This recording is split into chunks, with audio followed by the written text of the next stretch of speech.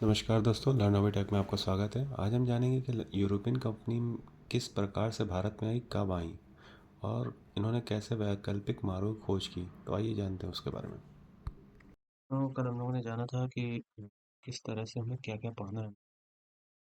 तो आइए स्टार्ट करते हैं आगे हम लोग। सबसे पहले आज हम भूमिका ये कि किस तरह से जो यूरोपियन कंट्री भारत में आई थी, तो वो किस तरह से आई थी, उनका क्या भूमिका बनी थी।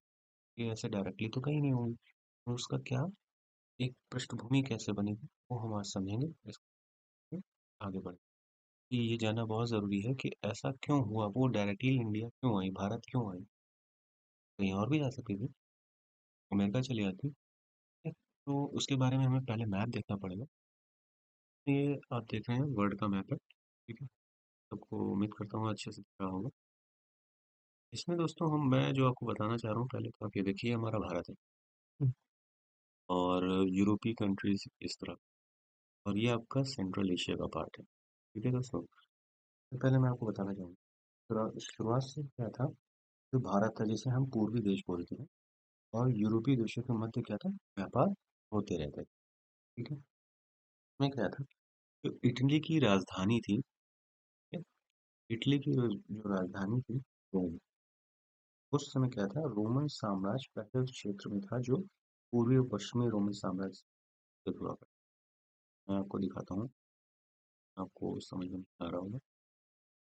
ये देखिए, ये वर्ल्ड मैप है और ये आपका पूर्वी रोमन साम्राज्य और ये इस तरह से पूरे साम्राज्य और मैं आपको दिखाता हूँ, ये था, ये आपका देखिए, ठीक है?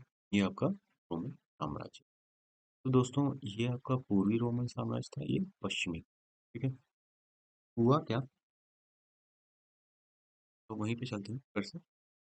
ये आपका सेंट्रल एशिया वाला पार्ट था, यहाँ पर यहाँ हमेशा तनाव की स्थिति नहीं रहती, कुछ ना कुछ यहाँ पर होता रहता। और जो यूरोपीय देश थे वो क्या करते थे, भारत से व्यापार करना, ठीक है? क्योंकि यहाँ पर जो चीजें मिलती थी वो सस्ती थी। पहले व्यापार किस तरह से होता था उसके बारे में जान। एक जो व्यापार रूट था वो कहाँ था, एक व्यापार रूट था वो चाइना से सीधे कब होता था। होता क्या था दोस्तों, जो एक व्यापार रूट चाइना से यूरोप रहता है जिसे सिल्क रूट कहते हैं, जिसे हम सिल्क रूट कहते हैं, सिल्क, ठीक है? इस सिल्क रूट इसे बोला जाता था। यहाँ क्या होता था, सिल्क की सप्लाई होती थी चाइना से। भारत इसमें क्या गेम खेलता था, भारत इसमें बीच में घुसकर इस पार्ट से क्या करता था, यहाँ से सिल्क ले लेता था। सिल्क लेने के बाद उसके वस्त्र बनाता था और उसको यूरोप में बेचता था, जिससे उसे प्रॉफिट होता था, ठीक है दोस्तों?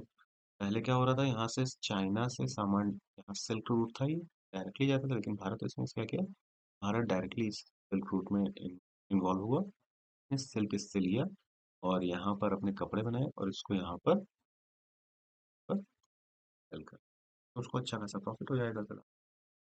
अब दोस्तों यहाँ क्या हुआ इसके बारे में जान, मैं आपको ये अभी लिखवा भी दूंगा, इसको मैं अभी समझा रहा हूँ केवल, पहले एक बार समझ लीजिए, फिर मैं आपको इसको पूरा लिखवा भी दूंगा, ठीक है?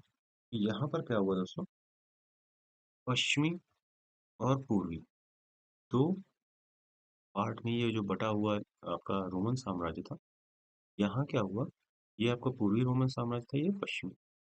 तो आप इस तरह से, यहाँ पर क्या हुआ दोस्तों, जो पश्चिमी रोमन साम्राज्य था उसमें क्या हुआ कि राजधानी रोम थी, ठीक है? वो दिख रही हो, ठीक है? तो पश्चिमी और पूर्वी में क्या हुआ, जो उसकी राजधानी रोम थी, वहाँ क्या हुआ, अ, हालांकि इस रोमन साम्राज्य का विघटन 500 एडी में हो गया था, क्योंकि जर्मन आक्रमणकारी लगातार इस पर बार बार आक्रमण कर रहे थे, इस कारण ये जो पश्चिमी साम्राज्य था ये नष्ट हो गया, ठीक है? पूर्वी रोमन साम्राज्य जिसकी राजधानी क्या थी, कुस्तुनतुनिया थी ये, ठीक है? इसे वर्तमान में आप इस्तांबुल भी जानते हो, ठीक है? वर्तमान में इस्तांबुल बोलते हैं। यहाँ क्या हुआ?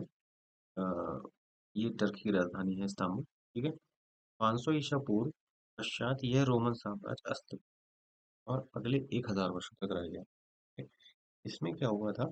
जो पूर्वी रोमन साम्राज्य के विघटन से भारत में का आगमन के बारे में हम आज चर्चा करेंगे किस तरह से ये वर्क है, इसको हम लिख। मैंने आपको चीजें बताई हैं, मैं आपको लिखवा देता हूँ पहले, फिर हम इस बारे में चर्चा।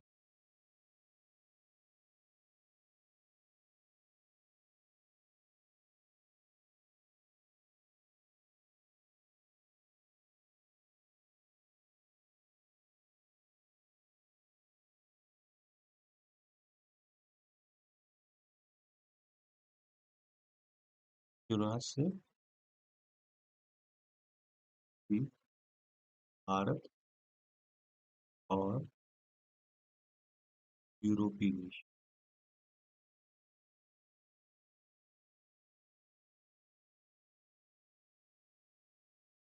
के मध्य काल होते रहते थे।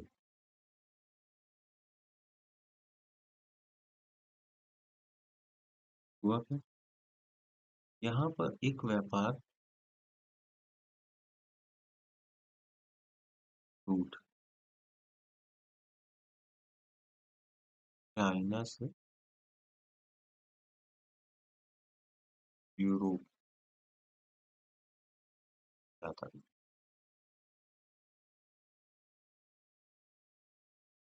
इसमें इसे हम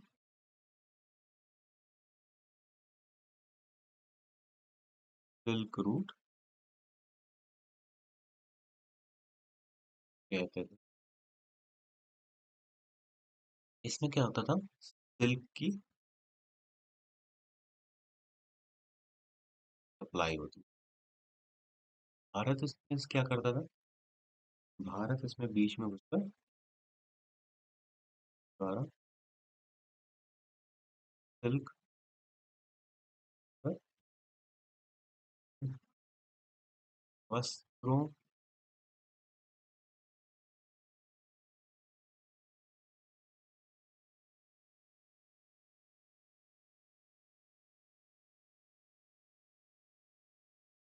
वस्त्र पर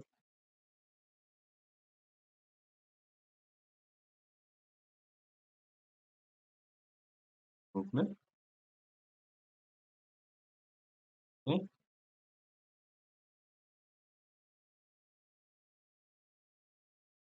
इस तरह से भारत को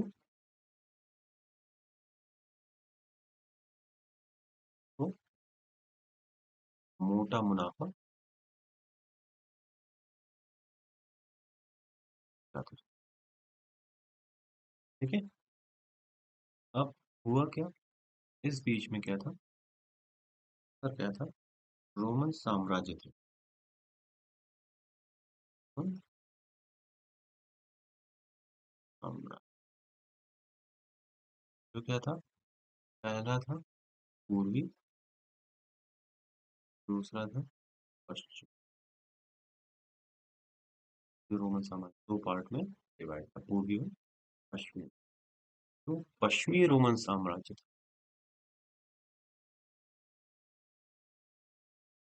पहले हम बात कर लेते हैं। पहले बात कर लेते हैं कि पूर्वी काफी दिन तक रहा। पश्चिमी रोमन साम्राज्य क्या था?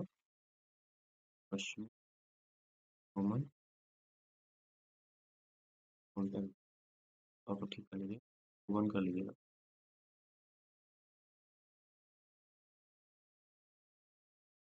पश्चिमी रोमन साम्राज्य क्या था? की राजधानी जो थी, कैपिटल कौन थी? ठीक है। इसका जो विघटन हो गया, इसका विघटन 500 एडी में, 500 ईस्वी तक का विघटन हो गया था। तो जर्मन आक्रमणकारी थे, उनके कारण। जन्म आत्मकार्य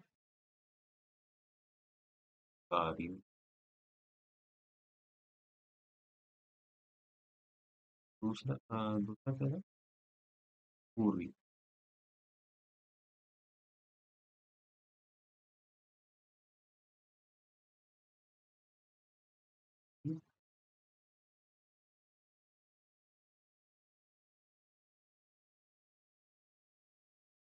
पूर्वी रोमन साम्राज्य इसकी जो कैपिटल थी कौन थी? टुनटुनिया।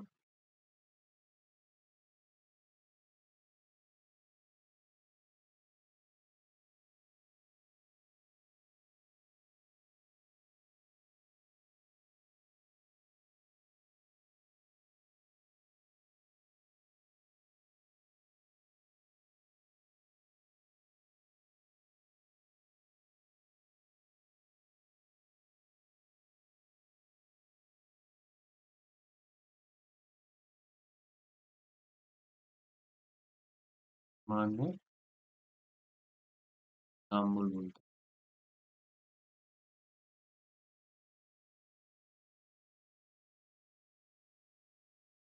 हैं। राजधानी है टर्की की। ठीक है। ये 500 ईस्वी के पश्चात ये रोमन साम्राज्य 500 क्योंकि इसका विघटन हो गया 500 ईस्वी पश्चात ये रोमन राज्य तो आया। ठीक है। और लगभग ये मान के चलिए 1000 वर्षों तक 1000 वर्षों अस्तित्व में रहा। तो इसी पूर्वी रोमन साम्राज्य के विघटन से भारत में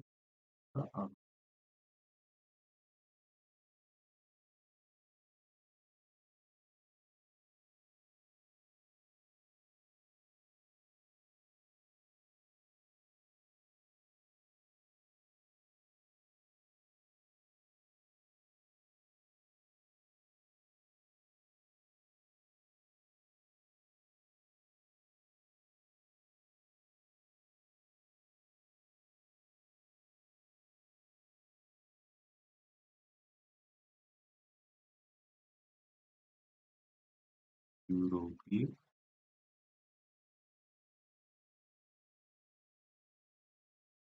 या ये यूरोपीय में यूरोपियों का आगमन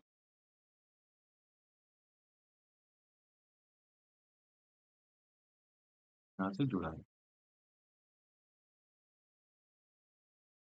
यहाँ पे दोस्तों आप एक क्वेश्चन उठा सकते हैं, पूर्वी रोमन साम्राज्य जिसकी राजधानी कुश्तैनिया थी तो पतन कैसे हुआ? तो किस प्रकार से भारत में यूरोपीय कंपनियों के आगमन से दोस्तों के बारे में एक क्वेश्चन आप उठा सकते हो आप। ये एक बन सकता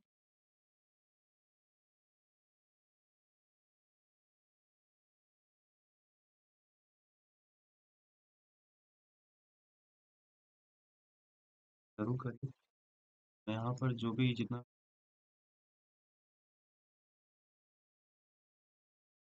इसकी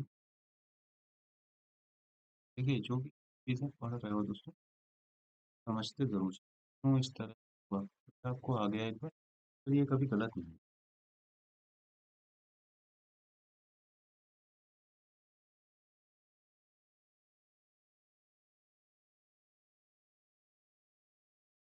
क्या पता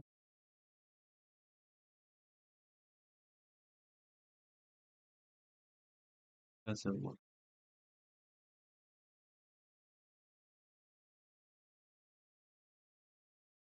और किस प्रकार से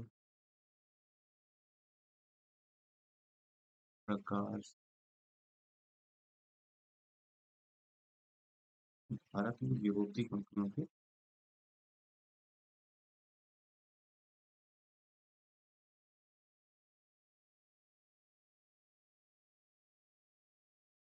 यूरोपीय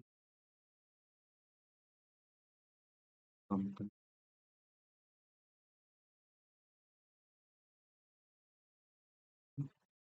आगमन से जुड़ी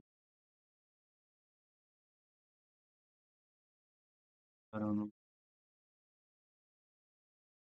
ठीक है। तो देखिए, जो संपूर्ण यूरोप का एंट्री जो था वो कुछ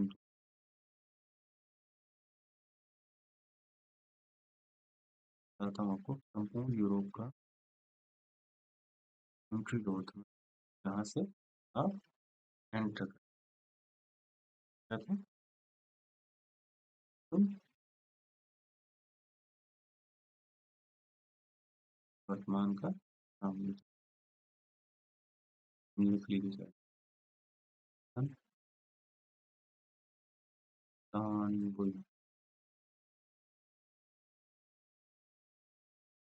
इस्तांबुल एक समृद्ध शहर,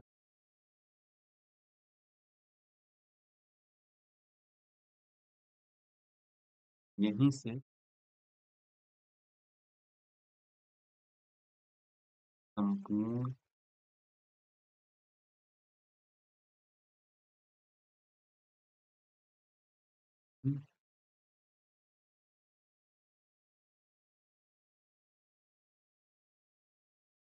आपूर्ति होती थी। तो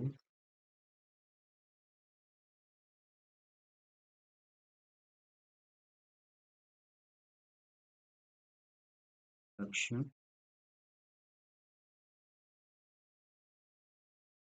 पूर्वी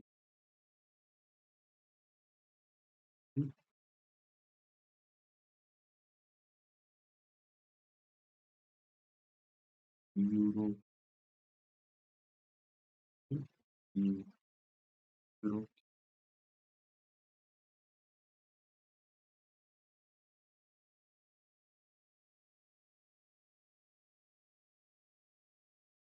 ठीक है। हालांकि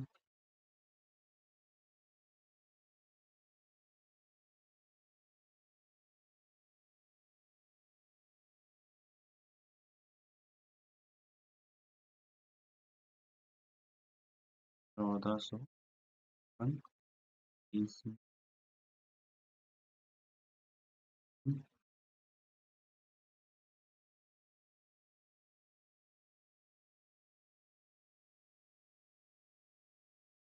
की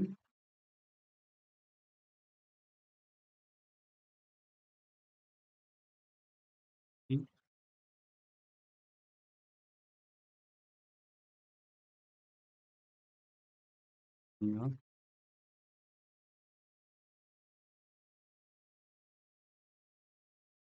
बाल्कन क्षेत्र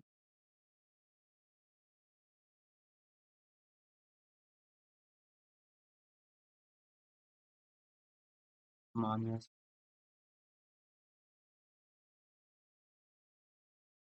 साम्राज्य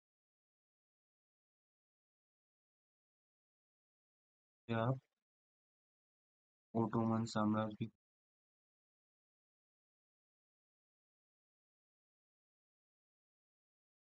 विस्तार हो।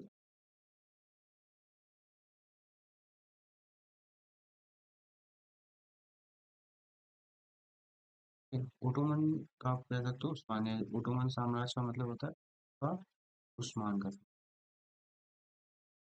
ओटो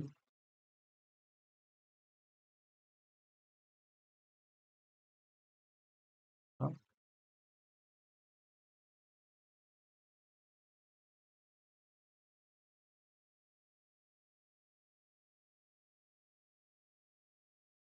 ये जब हो गया और 1453 के कुसुम दुनिया का जब पतन हो गया, इस क्षेत्र में उस्मानिया साम्राज्य के विस्तार के अनेक प्रभाव उत्पन्न हुए। पहले आप ये समझ लीजिए कि क्या क्या मामले हुए, तो पहले पढ़ लेते हैं।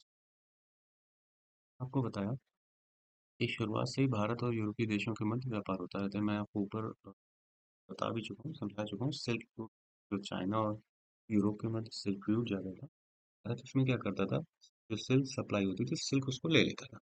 सिल्क लेने के बाद वो क्या करता था, वस्त्र बनाकर यूरोप को भेजता था और उससे वो अच्छा मोटा कमाता था। यानी जो सिल्क लेता था वो अच्छे दामों पे, सस्ते दामों पे लेता था और उसको उससे अच्छे वस्त्र बनाकर उसको महंगे दामों पर बेच देता था, जिससे उसको काफी मुनाफा।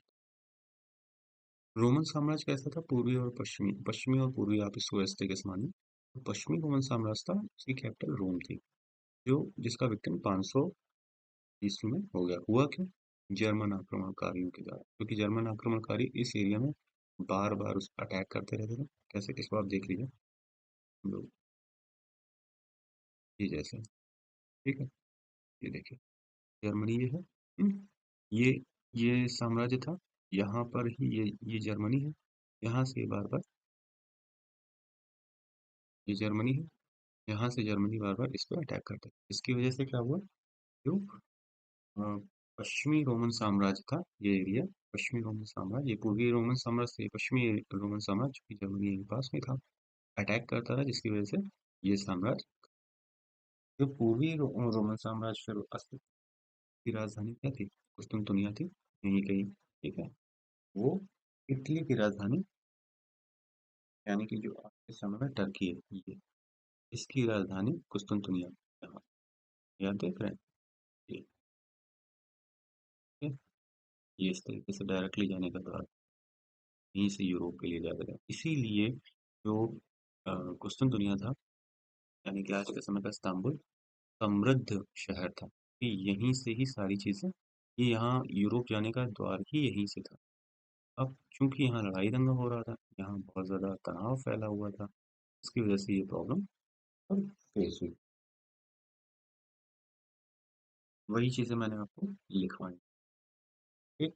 जो कुस्तुनतुनिया का जो 1453 में पतन हुआ, इस क्षेत्र में उस्मानिया साम्राज्य के विस्तार के अनेक प्रभाव हुए। जैसे मध्य एशिया तथा यूरोप के मध्य होने वाला जो व्यापार था वो भंग हो गया। यानी कि ये जो यूरोप था और जो ये आपका मध्य एशिया था, यहाँ से ये व्यापार होता था, ठीक है, यहाँ से जाता था, यहाँ से टर्की से तो ये व्यापार होता था। वो क्या हुआ, चूंकि सारा तब पतन हो गया कुछ दुनिया का यहाँ पर, तो जिस वजह से यहाँ से यहाँ इनका व्यापार होना बंद हो गया। पहला चीज हुई, का मुख्य कारण था मध्य एशिया में चलने वाला नियंत्रण, यहाँ पे जो संघर्ष चल रहा था, इस वजह से ये व्यापार। दूसरा, इसी मत तक कुछ हद तक व्यापार रोम होकर होता रहा, ठीक है, कुछ व्यापार यहाँ पर इस तरीके से प्रॉपर चलता रहा, रोम होकर भी होता रहा, लेकिन इस माध्यम से होने वाला व्यापार यूरोपीय जरूरतों को पूरा करने में सक्षम नहीं था। कुछ व्यापार तो हो रहा था यहाँ इनके बीच, लेकिन प्रॉपर तरीके से वो इस इन देशों को, यूरोपीय देशों को बहुत अच्छे से जो सामान जितनी उपलब्धता उनको चाहिए थी, आपूर्ति वो पूरी तरीके से नहीं कर पा रहा था। तो क्या हुआ, इस बीच कुस्तुनतुनिया के पतन के उपरांत कुस्तुनतुनिया के जो बुद्धिजीवी थे, वो वैज्ञानिक, मानववादी, खगोलशास्त्री, ये कहाँ चले गए, प्राचीन रोमन साम्राज्य की राजधानी रोम की तरफ बढ़ गए, ठीक है।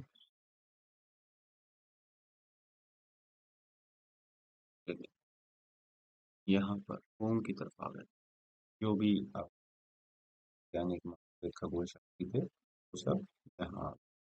क्या हुआ इसका, इसके जो भी पलायन कर गए, जो भी जितने भी वहाँ खगोलशास्त्री, कारण ये हुआ, वहाँ पर पुनर्जागरण काल, यहाँ पर पुनर्जागरण काल की स्थिति बन गई, ठीक है। पुनर्जागरण काल के कारण वैज्ञानिक बुद्धिजीवी का विकास हुआ और भौगोलिक खोज का हो गया।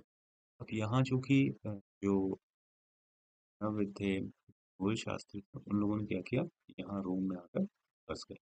इसकी वजह से क्या हो गया, रोम में आने की वजह से उनका दिमाग खुला और उन्होंने क्या किया, अब सिर्फ वो उस यहाँ से कुछ दुनिया से होता हुआ व्यापार था, उसी पे डिपेंड नहीं रहे। उन्होंने कहा इसके आगे भी कोई दुनिया हो सकती है, इसके आगे भी कोई व्यापार करने का रास्ते हो सकते, तभी वहां से व्यापारी की खोजें चालू हुई। ठीक है दोस्तों, चलिए हम पहले इसको लिख लेते हैं, फिर हम आपको आगे इसके बारे में जानकारी। तो हम लोगों ने यहाँ तक पढ़ लिया था ऑटोनॉमस स्तंभ और उस्मान का साम्राज्य। इसके बाद मैंने जो अभी आपको बताया कुछ दुनिया का पतन, उसको यही सुनेंगे तो आपको तुरंत समझ में आ जाएगा कि यूरोपीय कंपनियां थी वो किस तरह प्रकार से वो यहाँ पर भारत में आई थी। आपने देख सुना होगा कोलंबस ने 1493 में खोज की। इसके अलावा 1498 में वास्को डी गामा भी आया। ये सब कैसे आए, किस तरह? तो हम लोग यहाँ पर देखो खोज हुई है वो क्यों हुई, इस बारे में ही इसको लिख लेते हैं हम लोग। आप लोग पढ़ेंगे तो इसमें अच्छे से पढ़ें। चलिए यहाँ पर हम आगे दुनिया का पतन के बारे में हम लोग पढ़ लेंगे।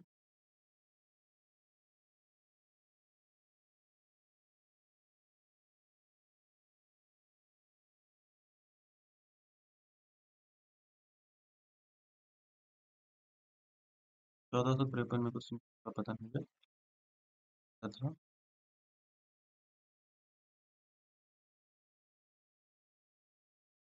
विक्रम मान्य साम्राज्य के विस्तार के क्या प्रभाव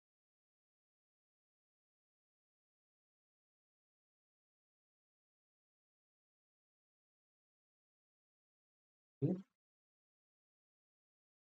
विस्तार के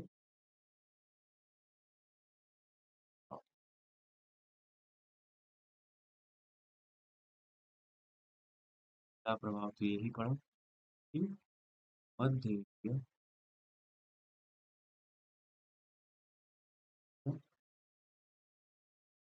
गुप्त के गुप्त के मध्य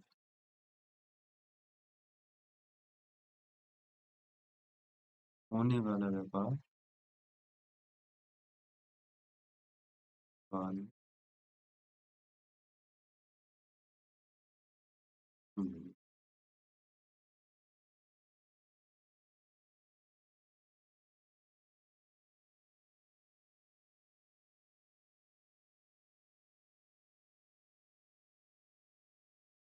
आगे मध्य कारण क्या?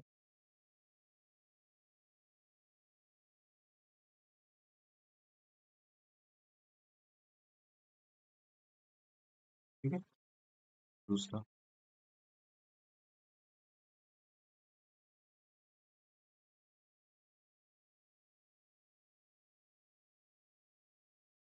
क्या था कि कुछ हद तक व्यापार रोम से हो रहा था, कुछ व्यापार रोम से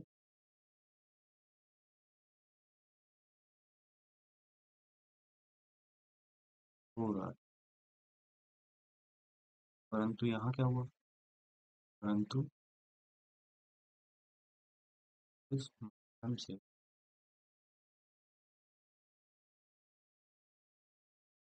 होने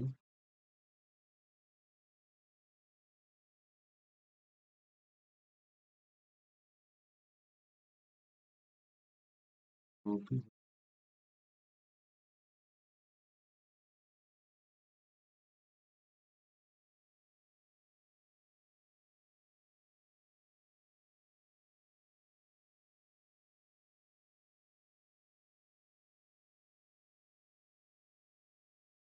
सक्षम है। क्या क्या आ रहा है? तीसरा कारण ये हुआ प्रभाव के बीच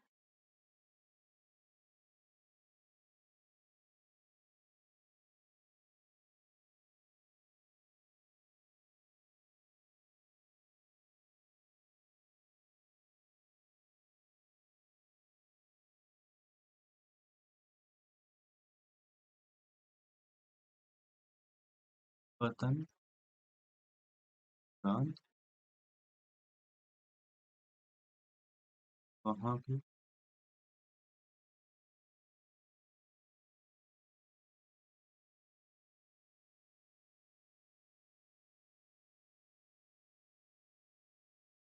यानी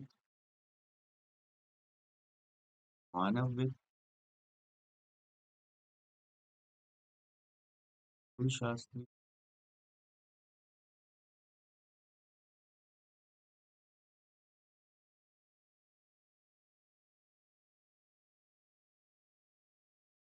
प्राचीन साम्राज्य की राजधानी।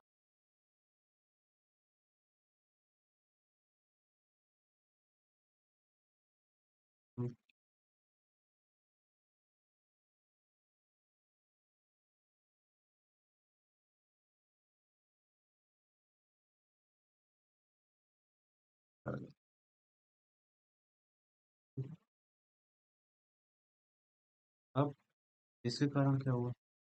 कारण इतना रोम में आजकल फील बोल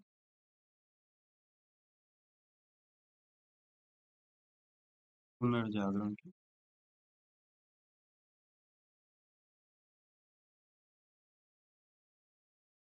थी। थी।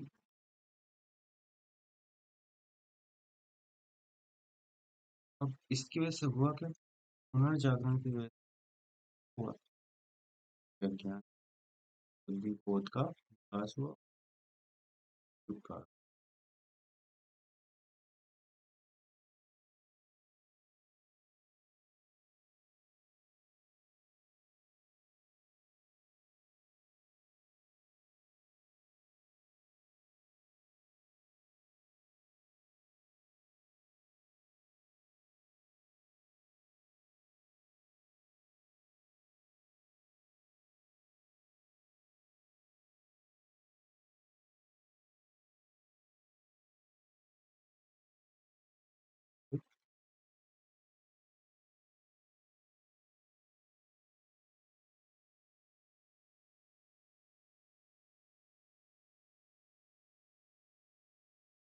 प्रारंभ।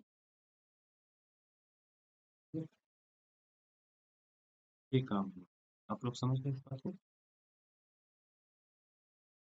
ये खोजें किस तरह से तो समझ लेते हैं। जैसे समृद्ध राजा रानी थे तो मतलब पहले बोली खो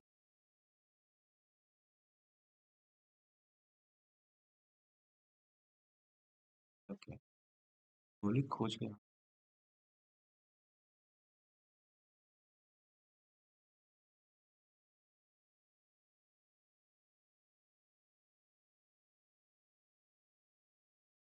मतलब कि जो समृद्ध राजा राजा या रानियां थी उन्हें अपने साहसिक नाविकों की मदद से और वैकल्पिक मार्गों की खोज करने के लिए बढ़ा दी। ये क्या हुआ? कोलंबस हुआ। कोलंबस ने खोज कर मतलब भौगोलिक खोज का मतलब हो गया कोलंबस द्वारा। कोलंबस हमें खोज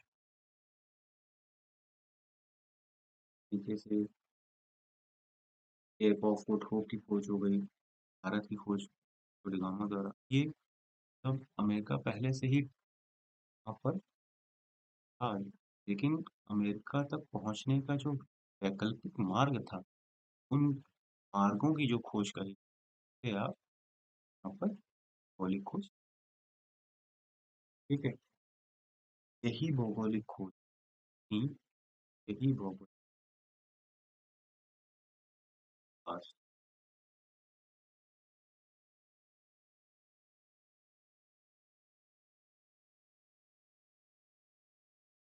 ठीक है। यही जो खोज हुई है यही कारण था।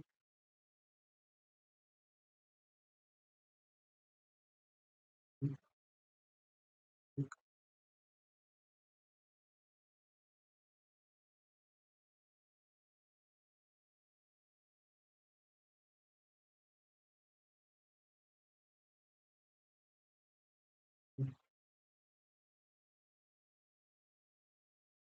हर एक कंपनी का कारण।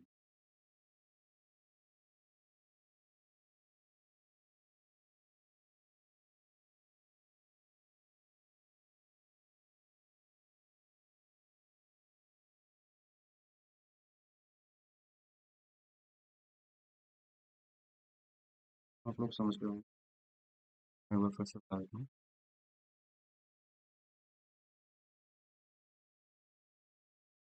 हम लोगों ने यहाँ तक पढ़ लिया था, ठीक है? तो इसी पूर्वी रोम साम्राज्य के विघटन से भारत की स्टार्टिंग से मैं पढ़ देता हूँ। शुरुआत से ही भारत और यूरोपीय देशों के मध्य व्यापार होते रहे थे। एक व्यापार रूट जो था चाइना और यूरोप का, जैसे सिल्क रोड कहते थे, वहाँ भारत क्या करता था, सिल्क रोड ले लेता था और जो वस्त्र थे बना के बेचता था, जिससे टापू की मुनाफा कमाता था। यहाँ पे रोमन साम्राज्य था पूर्वी और पश्चिम, जिसमें जो जो पश्चिम था रोमन साम्राज्य था, उसकी कैपिटल रोम थी। वो 500 ईस्वी तक जर्मन आक्रमण के द्वारा समाप्त कर दिया गया था। और जो पूर्वी रोमन साम्राज्य था, जिसकी कैपिटल कुस्तुनतुनिया थी, जो वर्तमान में इस्तांबुल बोला जाता है, तब 500 ईसा पूर्व के पश्चात ही 500 ईसा पश्चात ही रोमन साम्राज्य का अस्तित्व में है। और 1000 वर्षों तक इसी पूर्वी रोमन साम्राज्य के विघटन में भारत में यूरोपीय कंपनियों का आगमन हो। वो कैसे? क्वेश्चन में मैंने बताया था, पूर्वी रोमन साम्राज्य जिसकी राजधानी कुस्तुनतुनिया थी, जिसका पतन कैसे हुआ और किस प्रकार से ये भारत की कंपनियों से जुड़ी है, इस बारे में हम लोग देखते हैं क्या हुआ है। संपूर्ण यूरोप का एंट्री डोर जो था कुस्तुनतुनिया, जो आपको मैप में दिखाया भी था, वर्तमान जिसे इस्तांबुल कहते हैं, एक समृद्ध शहर। यहीं से संपूर्ण यूरोप को इन वस्तुओं की आपूर्ति होती थी जो दक्षिण पूर्वी एशिया से यूरोप के लिए व्यापार किया जाता था। ये जो मैं बात बोल रहा हूँ इसका मतलब ये, यहाँ ये जो यूरोप टर्की है, ये कुछ ये ये एंट्री डोर था, यहीं से जाने की इधर व्यवस्था थी, ठीक है? वहाँ पर लड़ाई चल रही थी, इससे का व्यापार। हालांकि 1453 में कुस्तुनतुनिया की यह स्थिति नहीं रही, क्योंकि यहाँ तथा बाल्कन क्षेत्रों में उस्मानिया साम्राज्य जो साम्राज्य का विस्तार हो गया। ऑटोमन साम्राज्य खलीफा उस्मान का साम्राज्य था। कुस्तुनतुनिया के पतन 1453, इस क्षेत्र में उस्मानिया साम्राज्य के विस्तार के प्रभाव की वजह से मध्य एशिया तथा यूरोप के मध्य होने वाला व्यापार भंग हो गया। का मुख्य कारण मध्य एशिया का, मैंने अभी आपको बताया भी था। कुछ व्यापार रोम से हो रहा था, परंतु उस माध्यम से होने वाला व्यापार यूरोपीय जरूरतों को पूरा करने में सक्षम नहीं। अब इतने सारे देश थे, वो भी थे, तो जो सामान आता था वो कम मात्रा में आता था और उसकी जो मांग ज़्यादा थी, इस वजह से जो भी चीज़ आती थी वो महंगी होती, कई गुना महंगी, इसलिए उनकी आपूर्ति नहीं हो।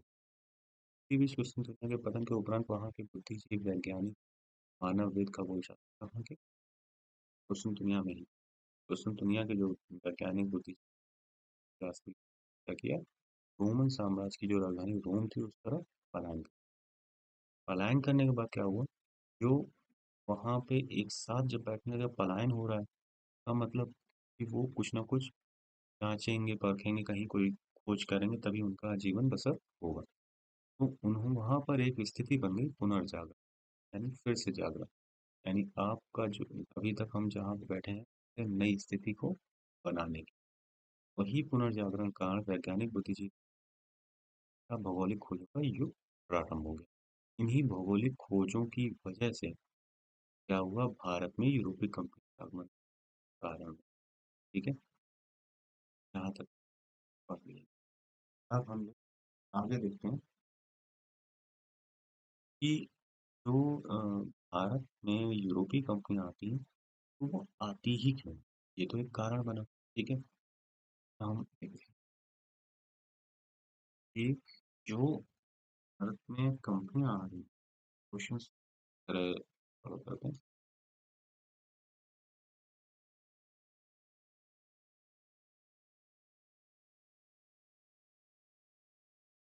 कि व्यापारिक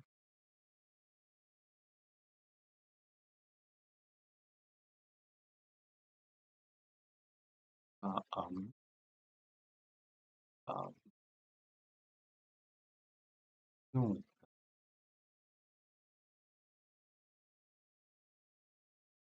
तो आंसर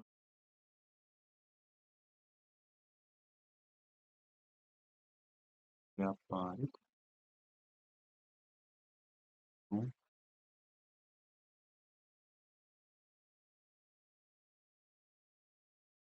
कुछ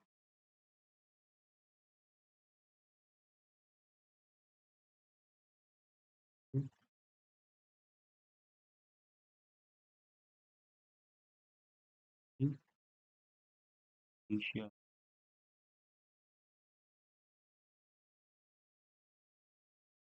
जो है प्राप्त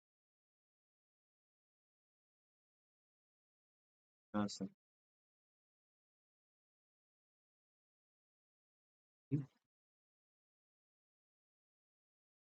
ज़रूरत यूरोप को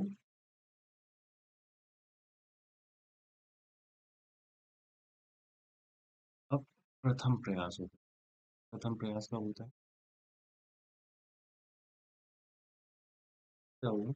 तो प्रथम प्रयास में क्या हुआ? व्यापारिक मार्ग को प्रथम देने के लिए जो संयुक्त पुस्तकालय में एक में क्या होता है? जो स्पेन की महारानी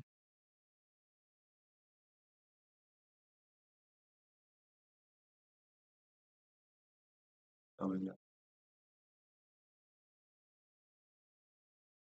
काबिला फारसी कालीन नाविक थे काबिला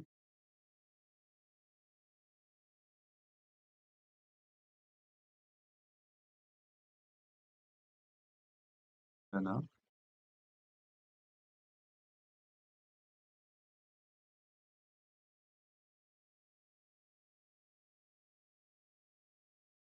को पूर्वी विश्व का दायित्व दिया।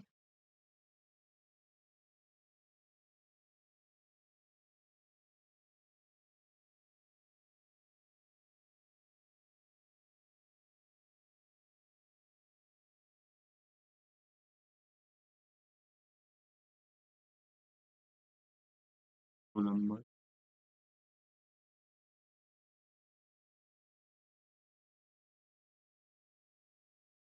के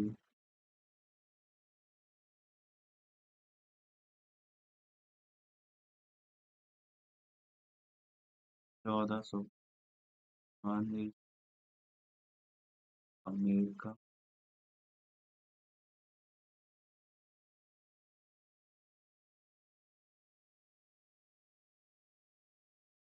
मतलब समुद्री मार्गों द्वारा यहाँ पर अमेरिका की खोज किसके द्वारा? Christopher Columbus. ठीक है। दूसरा प्रयास, पहला प्रयास, अब दूसरा प्रयास। का प्रयास होता है पुर्तगाली नाविक बार्थोलोम्यू द्वारा। बार्थोलोम्यू डियास ने अफ्रीका का चक्कर 1487 में केप ऑफ गुड होप जो कि अमेरिका महाद्वीप का अंतिम छोर वहां पहुंचा। दूसरा प्रयास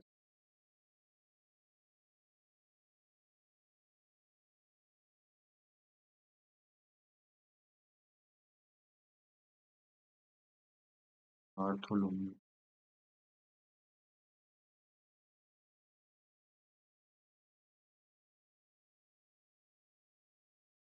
नाम ध्यान रखिए बार्थोलोम्यू डियास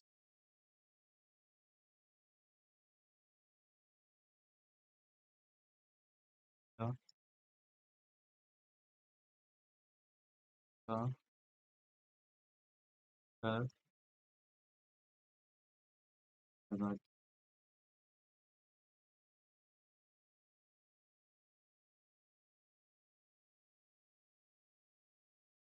चौदह सौ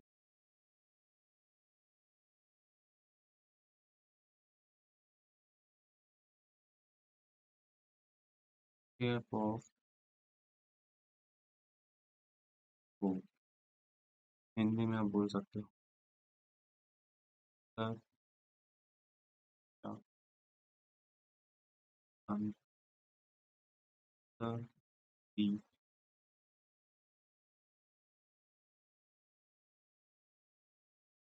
खोज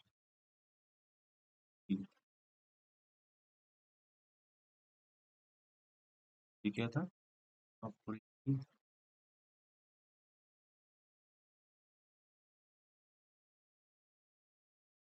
अंतिम शोध, ठीक है? जो उन्होंने खोजा था। अब तीसरे में क्या हुआ?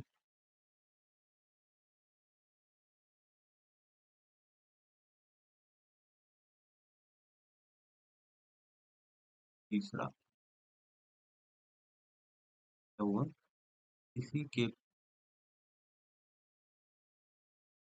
खौफ को आगे बढ़ते हुए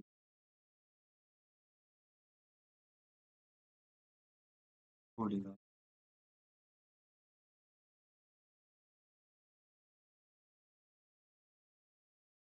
14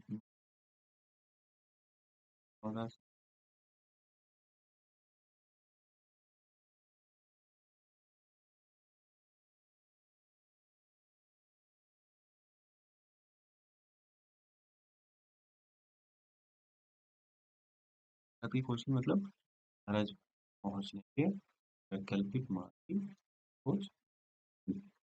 इसी के साथ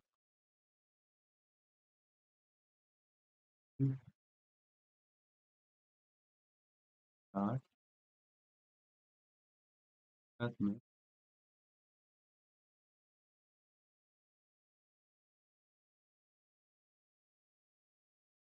कंपनियों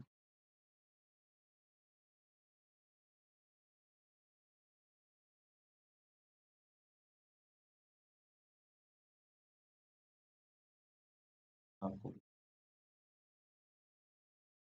हाँ,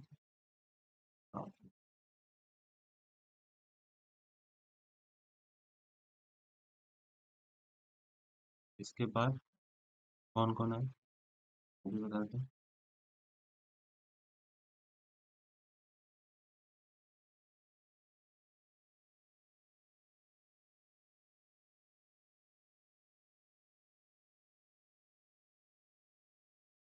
कंपनी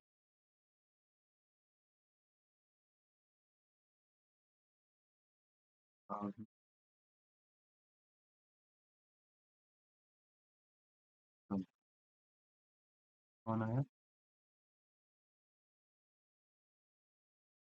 वास्को डी गामा अभी देख लो 1498। इसके बाद कौन है? डच, जिसे आप हॉलैंड भी। बस फिर कौन है?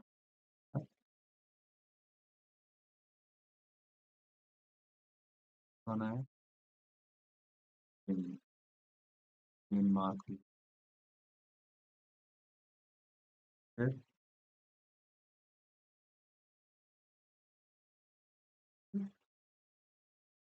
नाम है आने का। आइए हम लोग एक बार रिवीजन कर लेते हैं।